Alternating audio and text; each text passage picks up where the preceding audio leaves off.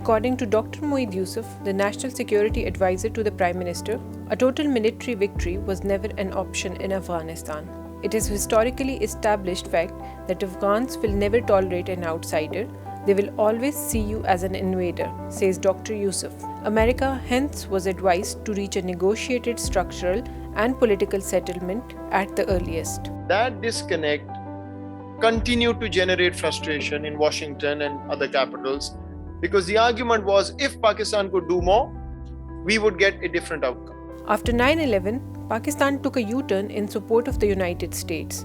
The war on terror costed Pakistan thousands of lives. While the United States blamed Pakistan for playing a double game in Afghanistan, says Dr. Moeed Yusuf, the National Security Advisor to the Prime Minister, the actual double game was Pakistani militants were given a safe haven by the Afghan government and the support of India. The real question now, however, is the situation of the people of Afghanistan who are faced with a harsh winter where millions could starve. While no banks are willing to conduct transactions, with no liquidity, Afghanistan is cash-strapped. Today, politics is dictating the way.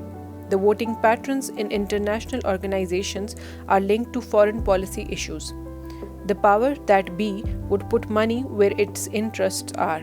This may initiate a refugee influx to Pakistan, says the National Security Advisor.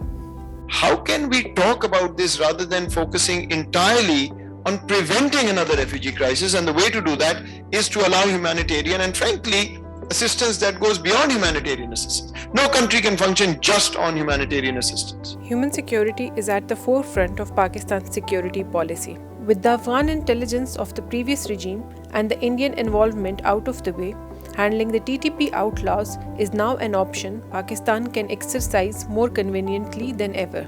The optics are complicated, but the state of Pakistan is looking at a long-term horizon. There cannot be any more lal masjids, but a long-term sustenance policy. The commitment from the Prime Minister and the government is very clear.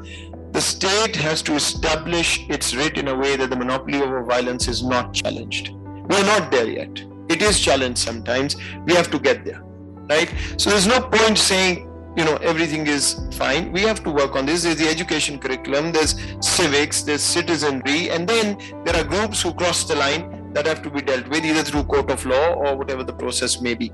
Human security is central to the national security, more so in countries like Pakistan and Afghanistan. Human security creates economic security on which military security depends. In Afghanistan, millions of dollars have been spent into creating a narrative against Pakistan to secure the vested interests of the ruling elite and their ally, India. The population of both countries share a brotherhood and a common future. With cameraman Hussain Zaidi, I am Aisha Ilyas for SDTV.